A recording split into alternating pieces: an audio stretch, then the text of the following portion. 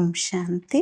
ఈరోజు సెప్టెంబర్ 13వ తేదీ 2025 శివ్ బాబా వినిపించిన మురళి సారాంశము. మధురమైన పిల్లలు, అన్నిటికంటే ముందు ఆత్మనైన నాపై ఏదైతే తుప్పు అంటే మలినం అనేది ఏర్పడి ఉందో అది ఎలా తొలగాలి అని ఆలోచించండి. సూదిపై ఏర్పడిన తుప్పు ఉన్నంత వరకు అయస్కాంతము దానిని ఆకర్షించలేదు. అలా ఆత్మపై ఉండేటటువంటి తుప్పు అంటే వికారాల యొక్క మలినం ఉన్నంత వరకు ఆకర్షణ ఉండదు అంటున్నారు బాబా.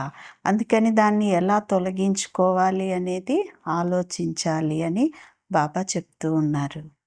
ప్రశ్న: పురుషోత్తమ సంగమ యుగంలో పురుషోత్తములుగా తయారయ్యేందుకు మీరు ఏ పురుషార్థం చేయాలి? సమాధానం: కర్మాతీతులుగా అయ్యే పురుషార్థం. ఏ కర్మ సంబంధాల వైపు బుద్ధి వెళ్ళరాదు, అనగా కర్మ బంధనాలు తమ వైపుకి ఆకర్షించరాదు. మొత్తం సంబంధం అంతా ఒక్క తండ్రితోనే ఉండాలి. ఎవరిపైన మనస్సు లాగరాదు. ప్రాపంచిక విషయాలలో, వ్యర్థ మాటలలో మీ సమయాన్ని వృధా చేయకండి. స్మృతిలో ఉండేందుకు అభ్యాసం చేయండి అంటున్నారు బాబా.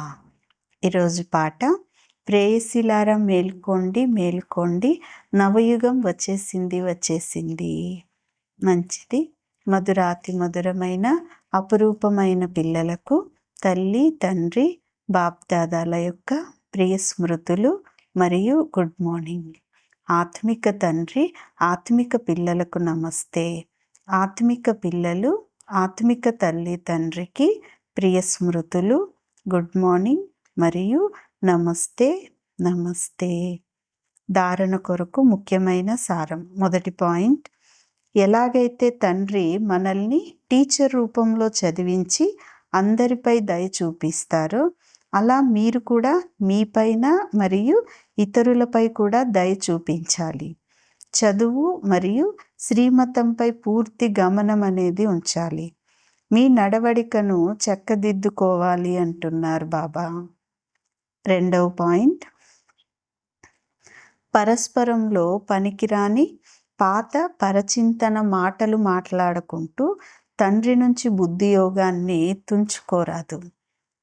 పాపకర్మలేవి చేయరాదు. స్మృతిలో ఉంటూ తుప్పును వదిలించుకోవాలి అంటున్నారు బాబా.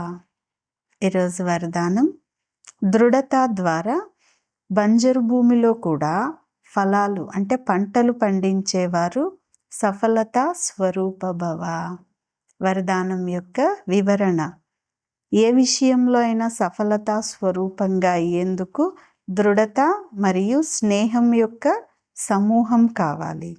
ఈ దృఢత అనేది బంజరు భూమిలో కూడా ఫలాలను పండిస్తుంది, అంటే ఉత్పన్నం చేస్తుంది.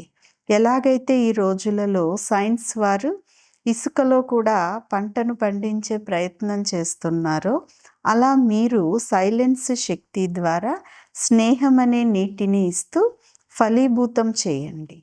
దృఢత ద్వారా నిరాశ చెందిన వారిలో కూడా ఆశా దీపాలను వెలిగించవచ్చు.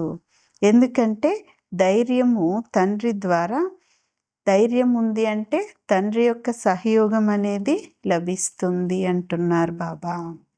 స్లోగన్: స్వయాన్ని సదా ప్రభువు యొక్క తాకట్టుగా భావించి నడుచుకుంటే కర్మలో ఆత్మిక భావం అనేది వస్తుంది అంటున్నారు బాబా. మంచిది. ఓం శాంతి.